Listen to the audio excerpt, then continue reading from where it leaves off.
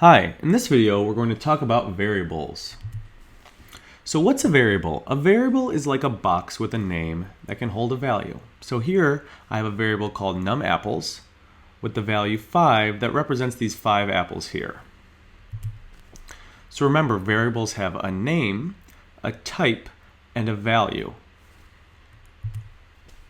So in this example, the name is numapples, the type is int for integer, and the value is 5. There's 5 apples. So there's a few important things we can do with variables, and one of them is declaring a variable. So this code here, int numapples semicolon, declares the variable numapples. And what that really means is that you're saying, I hereby make a box called numapples to hold an integer. So it's important that in Java you say the type of the variable when you declare it.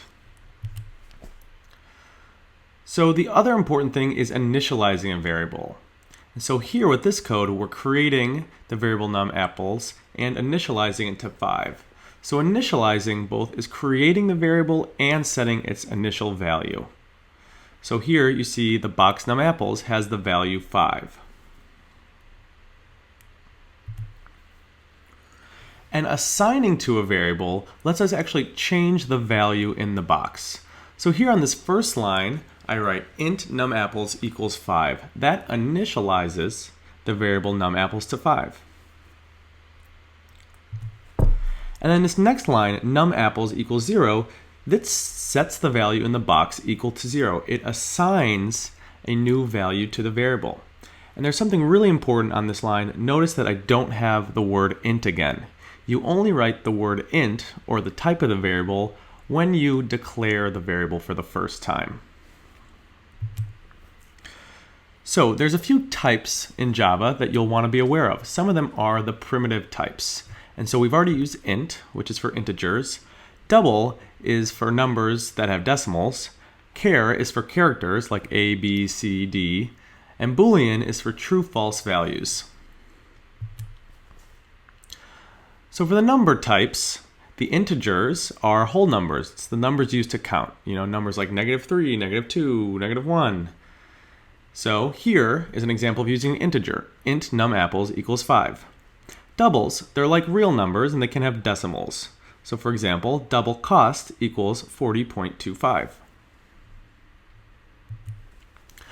The Boolean type represents a true-false value.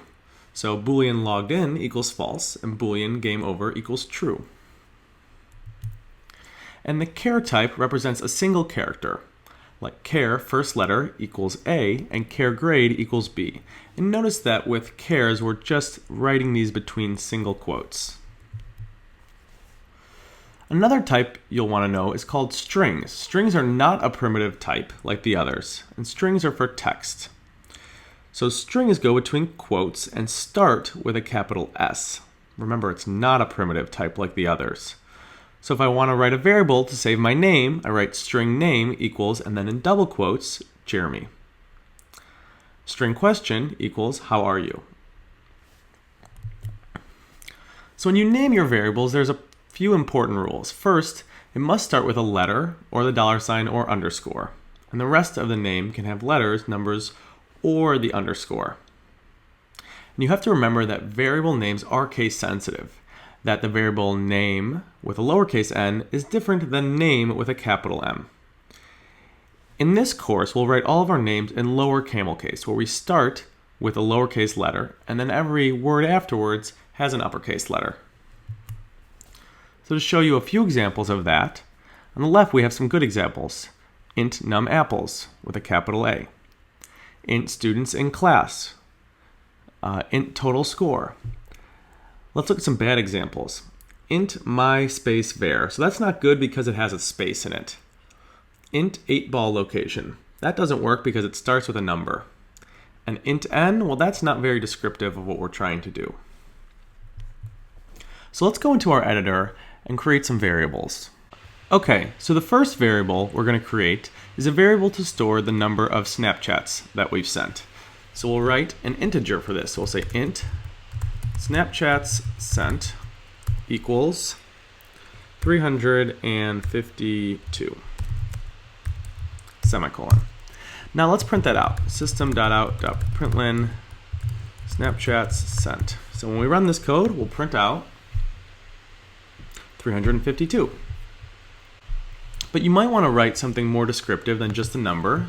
So we'll add some text to that. We'll say number of Snapchats sent, and then end quotes, and then plus Snapchats sent. And so what this is doing right here is actually going to print out a string and then our variable. And this is called concatenating, when we're combining strings with other strings or strings with other variables. And so notice it doesn't print Snapchat sent, it prints the value of that variable.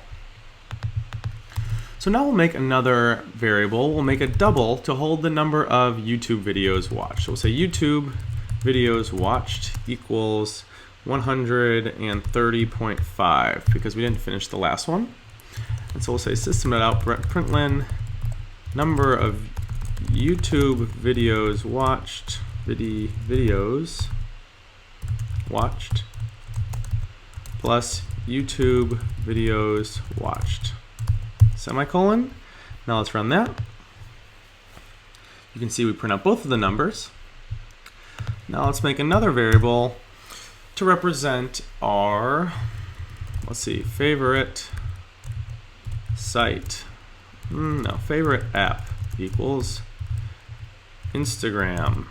So we can print that out. System.out.println favorite app plus favorite app. Let's run this. Okay, so there you go, it prints it out. And then let's say we go and we watch a lot more YouTube videos. So we'll say YouTube videos watched is now equal to 240.4. So now if we print out that value, we'll print out the same line as before by copy pasting it. You'll see that the output will be different because the value of the variable has changed.